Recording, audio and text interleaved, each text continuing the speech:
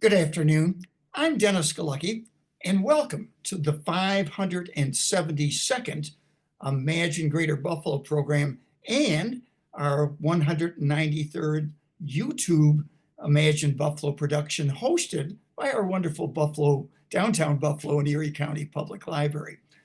Thanks for joining us today. This program is created by the Center for the Study of Art, Architecture, History, and Nature, or C-SAAHN, as I like to pronounce the acronym, and ImagineLifelongLearning.com. Now, before we get started, just a little housekeeping. Everyone watching will be muted and your video turned off. If you have a question or comment, please type it into the chat box and we'll go through them at the end of the presentation as time allows. We are recording this program so you can watch it again later on the Downtown Central Library's Facebook page and YouTube channel. And please, we hope you share the link with others. Now, on to our featured speaker. Joining us today to present the history of healthcare brought to life is the curator of the University at Buffalo Robert L. Brown History of Medicine Collection, Dr. Keith Mages. Keith holds a PhD in the history of nursing from the University of Pennsylvania, a Master's of Library Science from the University at Buffalo, and a Master's of Science in Nursing in Advanced Practice Child Adolescent Psychiatric Nursing from Yale University. His research interests include the history of the health sciences, health literacy, and consumer health education. Perfect topics for us to be discussing today, so let's give a warm welcome to Dr. Keith Mages. Keith, take it away. Thank you so much. I'm so happy to be here. This is a really fun experience and a great way to kind of connect with people that I usually don't get to, I think, speak with very often. So I have a pretty unique role. I'm the curator of the Robert L. Brown History of Medicine Collection, as Dennis so kindly and eloquently stated. We're at University of Buffalo, and I'm located physically in Abbott Library on the South Campus. I'll be giving you a bit of a tour. It's a whirlwind tour for 20 minutes. I'm a bit of a long talker, so I practiced this a couple of times to make sure I didn't go on and on too much. You are welcome, though, as members of the community, to come by and visit us at any time. You don't need to be affiliated with the university to enjoy the collection. And so at the end of the talk, I'll have a questions and answer slide, or a thank you and a question slide that I have my contact information on. And please feel free to email, call, reach out, and make an appointment. We're open 10 to 4, Monday through Friday. And I'm happy to show you around if you want to see more things in depth here. Because we are a little bit hidden. But it's nice, again, to work with the community and not just with the medical school and the dental school and some of the historical departments here at UB, and work with others too, although they're fabulous also. So let me share my screen and I will bring us on this journey. Let's see. Okay, can you see this now? Hopefully you can see my Yes. slides. This is a image into our reading room here. You see, I've got it set up as a setup for a class here. This particular class was on the history of pandemics in Western New York, and I think we're talking about typhoid here. And so I've got that laid on the table. You'll see some of our artifacts around the perimeter of the collection there. In the background, you will see one of our nursing dolls. That is called a Mrs. Chase doll. That was used for bathing and injections for nursing students learning how to lift patients. She has since been clothed. We found some vintage hospital gown, a vintage hospital gown that we've placed her in. And so, yeah, please feel to come on in and see her newest iterations, her new gear. But yeah, so here is a history of our collection itself. Let's see. Oops. I'm going to see if I can press forward here. Okay. So the collection itself was established in 1972 to provide the University of Buffalo affiliates and visiting scholars with access to original source materials. So these would be rare books in medicine and the allied health sciences. We're located in Abbott Library, as I mentioned, on the South Campus, and we include historical materials, including books, manuscripts, and artifacts in all areas of the health sciences, including dentistry, medicine, nursing, pharmacy, and public health. with a particular focus on the impact and history of Western New York providers and healthcare institutions. The image you see in the background here too is in our stacks, in our temperature controlled, humidity controlled back room where the books are, many of our rare books are. The collection is named after Robert L. Brown.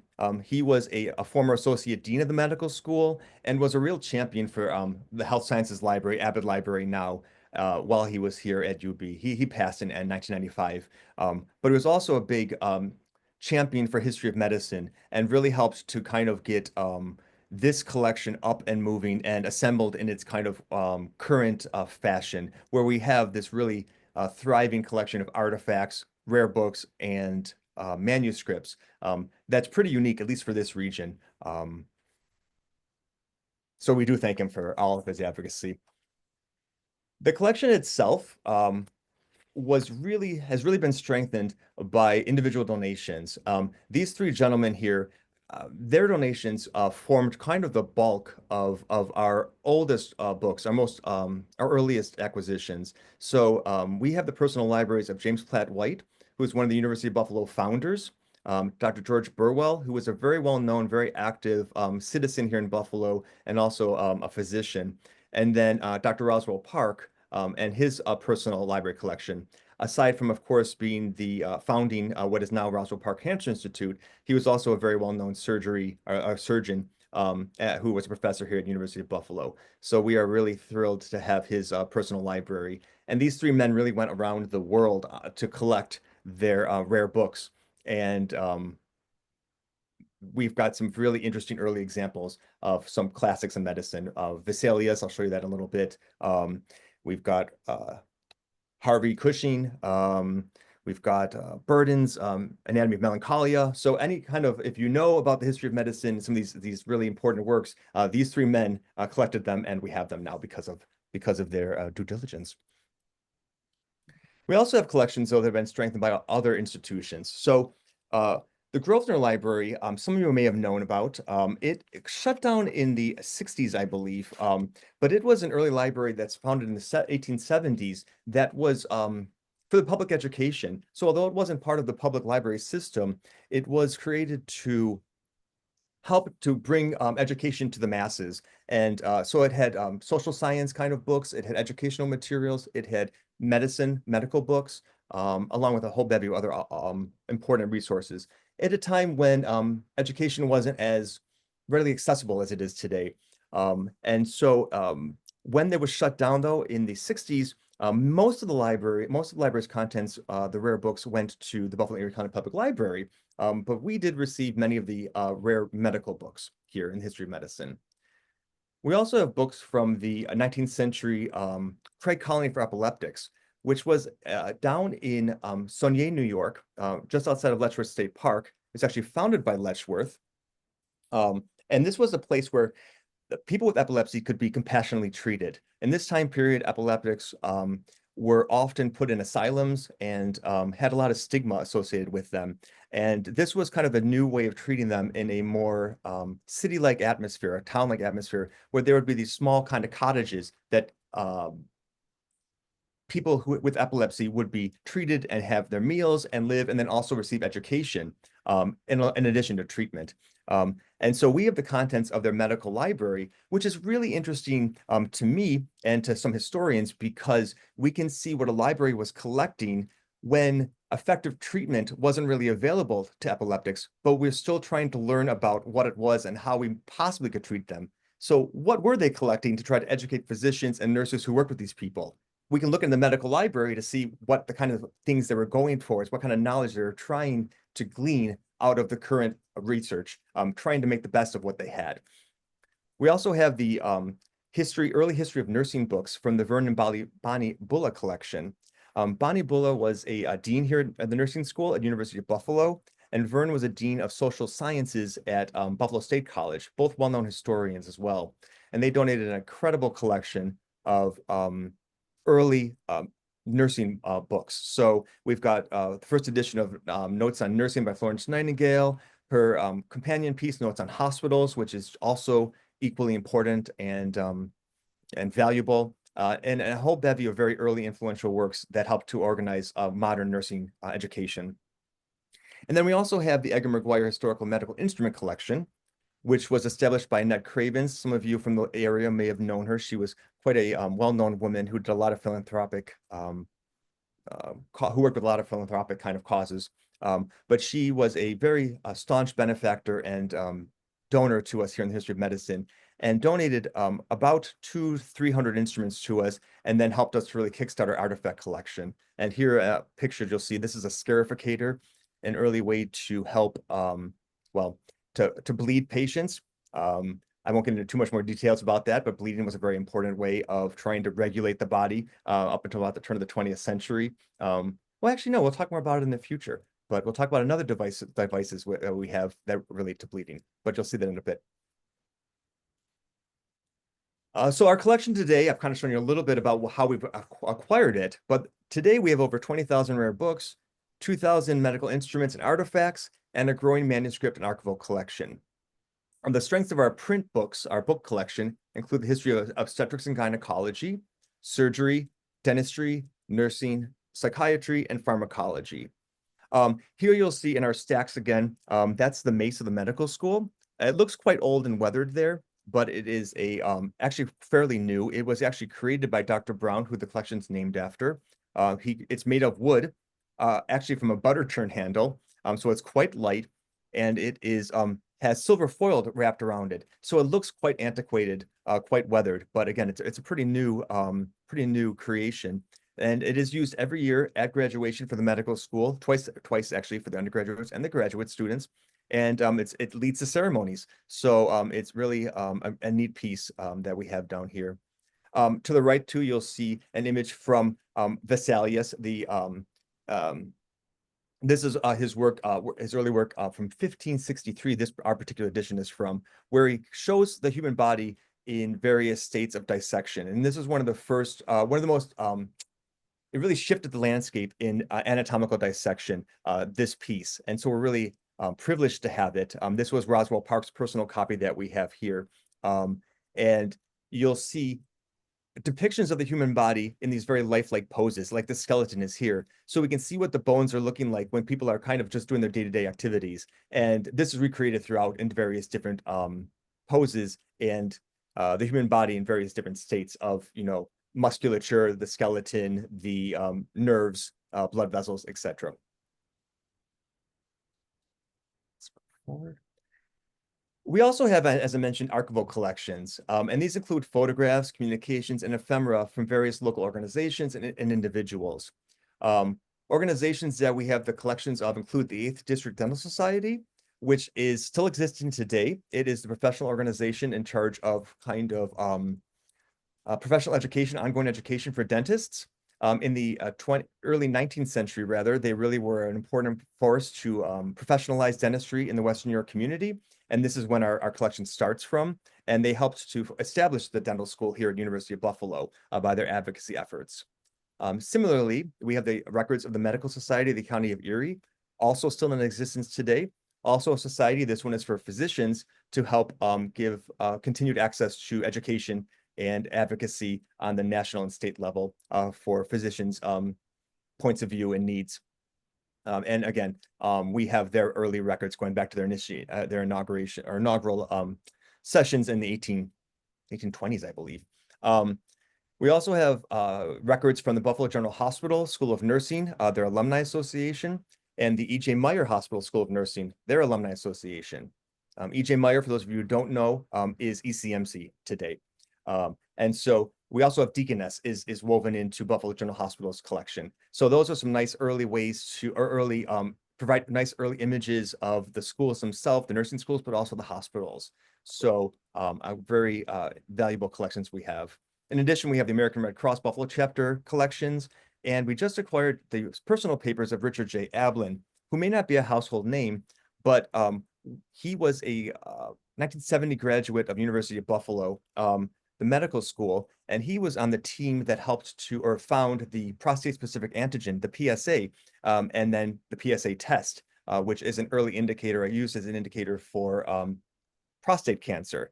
So we just have got his papers from Arizona and currently processing them. But again, another really important kind of Buffalo connection, fascinating connection to Buffalo that, made really worldwide advancement for healthcare. So now I wanted to get into some of our collections that we have that kind of have a lot of good conversation pieces with them. And so it was hard choosing. I selected 5 kind of topics that are some of my favorites that people seem to like or that I like to talk about. And so we'll go into a little more depth about each. Um, so the first one is our ammonia phone. So this is a fascinating, a kind of a snake oil salesman, a sham kind of medical artifact. I don't believe it actually worked the way it was purported to. Um, but let me tell you about it because it's a beautiful piece. It is about 2.5 feet long. I don't know if it's made of silver or not, but that certainly has that look to it. It looks like an instrument that you would play. But what it was for was to give you the finest Italian alpine air. You would press on either of the 2 edges there, those little buttons that you can kind of make out in the photograph in the upper right corner. And then there's that nozzle in the middle, and you would open that up, you swivel it to open it. And then when you press it and take an inhalation, you'll be given that fine Italian air. And what that was purported to do was either help you with your asthma, your pulmonary issues, TB, open up those lungs. But if you were an opera singer or performer and you really needed to have that, that depth of voice and project your voice, this is the instrument for you. This is the artifact that you would use, the medication. It was created by Dr. Carter Moffat. Now, why I'm a little suspicious about this is that Moffat was a lover of opera, and apparently he was on an opera journey in the Alps when he heard some of these singers, and he was inspired to create this piece so that they could bring the Italian alpine air to everyone. However, when you wanted to refill the cartridge, which you could refill, inside of this is a cartridge, you would not send it back to the Italian Alps, but you would send it back to, as you can kind of see in this box here that I took a picture of, the Medical Battery Company in London. London, England at that time period had some of the worst air on the planet. So I'm not sure what was really in this, but it honestly couldn't have been very good for you. But it's a great conversation piece, and it's beautiful. We also, another one of our newer acquisitions are the autopsy notebooks of Dr. Metzinger. So let me just open up my notes here for this because it's brand new, like I mentioned. Herman Metzinger was a physician, both a graduate of University of Buffalo, but also a faculty member here. And he was on faculty during when President McKinley was shot. And so he was called as kind of being a neutral party after Dr. Mann, who had attended to McKinley, had finished his surgery to try to Matzinger was charged with leading the investigations, the continued investigations into the health of the president, to look at his lab values, his work as he was kind of ailing, and then eventually to conduct the autopsy after he died. And so we just acquired his notebooks from that time period. It's actually a very small notebook, and then some manuscripts and affiliated kind of reports that he wrote, which ultimately would have been published and written in the official report of the late president that's issued after an assassination. But we have the original notes now that were found in a attic in Philadelphia, I believe it was, or somewhere outside of Philadelphia, which we were managed to procure via a rare book dealer. So we're so thrilled to have these back in Buffalo so that they can be utilized, hopefully by researchers and you know, looked at by the community members more. We'll be digitizing this in the near future. It's high on the top of our list to do so. But it's a really interesting assemblage of materials, and the most important of which is this the autopsy notebook right here that you'll see, the kind of you know, composition notebook looking image you'll see ahead of just next to Dr. Metzinger there. Other materials we have that are fascinating are materials related to the Fox sisters. So we don't have too much on this, but we have some really fascinating pieces, and it's such a cool conversation piece that I like to bring it up. We have the Buffalo Medical and Surgical Journal had a very large and robust overview of this situation. So for those of you who don't know, the Fox sisters were early spiritualists. So they may be considered the first spiritualists. They could communicate with the dead by rapping, and you would hear rappings when you went to their mediumship sessions, and they would kind of translate it for us. And they came to Buffalo in the mid 19th century. And the Buffalo Physicians, so UB had just opened. 1846 is when University of Buffalo opened. I believe it was 49 when they came. Don't quote me on that, but it was somewhere around that time the Fox sisters came on their tour to Buffalo. And the Buffalo Physicians thought of this as being the founding, so three of the founding fathers thought of this as being a bunch of hooey, so to speak. And so you'll see here the images here. These are the Fox sisters. We have Ann Leah Fish. She was married at the time. We have Kate and Maggie Margareta Fox, the other two sisters. And so at that time, Anne Leah had come to Buffalo, as did Maggie Margareta Fox. And the Buffalo Physicians, who really wanted to investigate them to kind of see what was happening and kind of prove them wrong, were Doctors Flint, Doctors Coventry, and Lee. And this is them in that form, in that up here at the top, and in the order that I just mentioned. On the right-hand side, you'll see an image of the experiment, the investigation that did end up happening. So what happened was after going, the physicians went without notifying anybody to one of the mediumship sessions and decided just to see what was happening. And when they were there, they heard various knocks and pops attributed to the spirits. They all, however, attributed towards something on the Fox sisters' bodies making the noises. And so they wrote a letter to the Commercial Advertiser, which then was one of the major newspapers in Buffalo, and outrightly charged the Fox sisters as being frauds, and saying that they have a woman that they've worked with in the past who can make similar noises with her knee, and that they purported that it was probably the knee that one of the Fox sisters was popping out of place to cause these kinds of noises. And so one of the letters is reproduced here in the Buffalo Medical Journal that I have for you here, where the Fox sisters themselves responded and saying in the second paragraph, "We can assure the public there is no one more anxious than ourselves to discover the origin of these mysterious manifestations. If they can be explained in anatomical or physiological principles, it's due to the world that the investigation be made and that the quote humbug be exposed." And so they assented to have this experiment, the investigation happen. And on the right again is an etching of that. This was published in a French journal on medical mysteries in the 1870s, so some 3 decades afterwards, and a whole nother continent. So which just kind of proves the importance of this moment and the relevance of the Buffalo doctors on this story. And so since they were founded at the University of Buffalo, I always think it's just such a cool tale to tell people. Oh, let me go forward.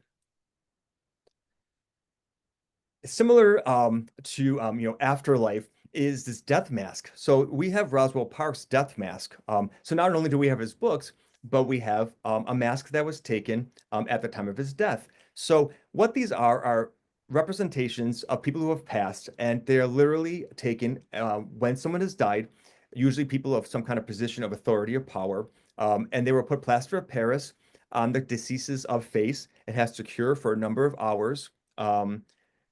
And afterwards, the plaster of Paris mask is removed. It's now a mold so that we can cast things like you see here, which is this bronze death mask.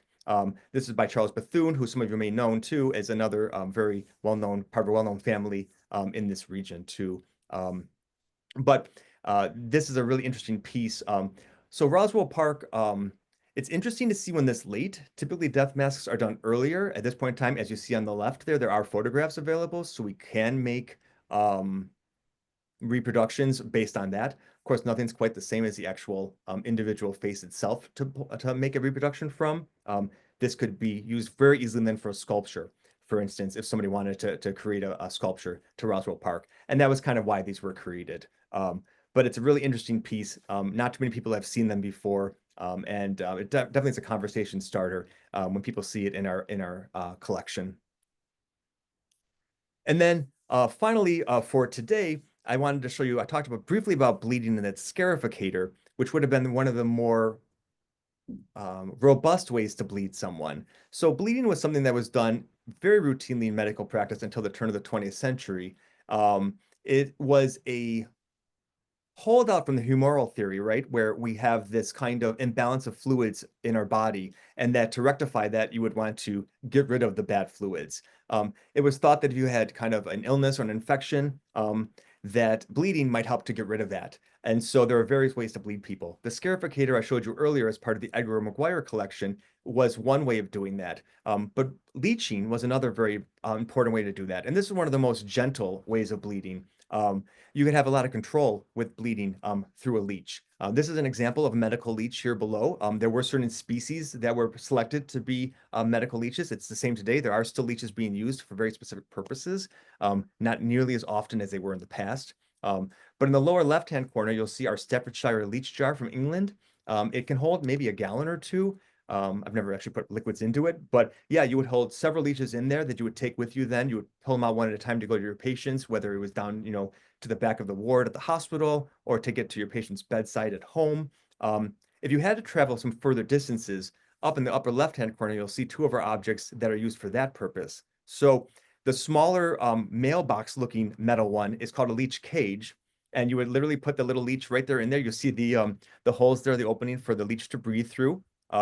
Now you couldn't go too far with that one because the leech would dry out. That one doesn't hold a lot of water. So if you had to go far distances, you could use the one that's behind it there. That one is made to carry on your saddlebag.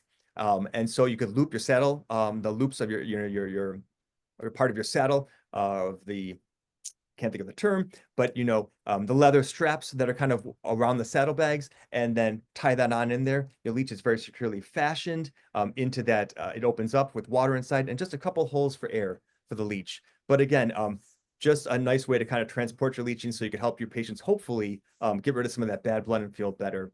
On the right, there is an image of how leeches were procured. People often ask that. They were usually procured by women. They did start to have leech farms eventually, but that was only after they got over harvested. But typically it was women who would go out into area ponds and lakes and wade with their shoes off.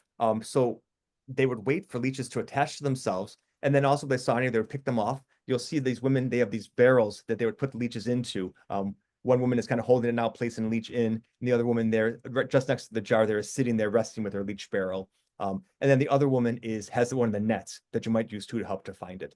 But again, one of the key ways to do it was, yeah, you would also take them off your body, because what better way to grab them than by the natural instinct of the leech, which is to attach onto you as you're walking. So kind of disturbing, but not too bad. I just wanted to share with those little anecdotes with you, some things that people find really interesting here when they visit. So that's what I have so far. Again, I could talk for quite a bit of time. My contact information is here. Casey Mages at buffalo.edu. The phone number to the collection is 716-829-5685. Again, we're on South Campus here, just off Main Street. If you would like to come and visit, we are open to the public. Please feel free to contact me and I can show you around more. If you have any questions on history of medicine, history of healthcare in the area, you can also reach out to us. We do a lot of reference research for people too. So we're just here as a resource for really anything you're interested in when it comes to healthcare history. Feel free to work with us. Again, we're part of a public institution, so that means that we work with you. Keith, that is greatly appreciated. And thank you, folks. Good chance to ask some questions. Keith, I'm intrigued as you're talking, and you mentioned that the Craig Colony for Epileptics, and it was unique thinking at the time in the 1850s, 1846, I think you mentioned. And as we developed the Richardson complex and realized that really at its core was about treatment of the insane at the time. And I'm thinking, well, Buffalo's got a story to tell that Thomas Story Kirkbridge was the founder of what would be the precursor of the American Psychiatric Association. And you say, well, how do you connect what exists today with unique things that are Buffalo and part of our Buffalo heritage? Maybe as that develops, somehow your library gets more, a museum gets more awareness here in the community. But let's go with the moment today and saying, repeat again, it's open to everybody by appointment so that somebody's there. but that encouragement, I'm not sure it's that widely known that it's out there for the public if they want to utilize it. Yeah, yeah, no, we're it's funny because it's just myself who works here permanently full time. I have another full time librarian who's here on a visiting line. So he's our archivist, and he works to help go through our backlog of materials that have been kind of hidden away. Because in this role, there's this tension that I face where it's either I'm kind of inward and no one knows about us because I'm too busy processing collections, working with the materials, trying to get things in order behind the scenes, or I'm out like this talking with people and educating students, working with professionals, talking to community members, and then I can't do the back of the house things. And so that's why, as you mentioned, yeah, appointments are great because often I'm not in the collection itself, and my archivist is usually he's kind of locked away in the back room. And so we really are though trying to from hit on all approaches, as many people as possible. And the more people who work with us and show that we have a value and a interest in the culture has a value and interest in us, I think the more I can have, more of a voice to hopefully get more permanent people here to expand our footprint. Well, and the other aspect, the ongoing controversy, a president was shot in our city, and uh, they thought he was going to make it, and then he didn't. Yep. And all of that opens up all sorts of interesting. It wasn't just dying here; it was a bit of drama as Teddy Roosevelt would come and go and come back. And we've got that inaugural site. So that's a fascinating story for anybody in the country to think about, or at least have questions about. And it sounds like you've got some things to point to as part of that story.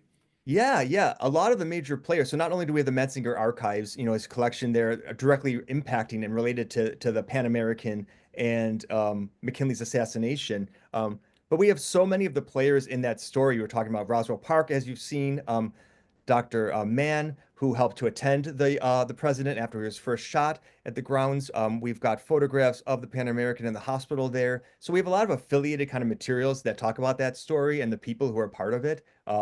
So if people are interested in that, yeah, we certainly have plenty of topic areas to explore with them. Good. Keith, let's see if we have any other questions from the audience. Sure. We do have a few questions. Good. First question, is there information or books related to the history of and I apologize if I mispronounce this, Sonia Epileptic Hospital within your collection? Yeah, so that's a Craig Colony one that I had mentioned. So we do have books that talk about the colony itself. Exactly. We've got Letchworth himself put together a really nice book about it and about why William Pryor Letchworth, who Letchworth State Park is named after, was a very well-known benefactor, a philanthropist, and was really a champion behind it. So we do have books about the founding of that institution of the Craig Colony, along with quite a number of books from New York State investigating it to make sure it was safe and its establishment. And then we also have it, there are other epileptic colonies around the country, and actually the world, and that compare and contrast them. So we've got a lot of resources on that, yeah. Do you know anything about former medical school librarian Ruth Hannah Smith? I don't, no.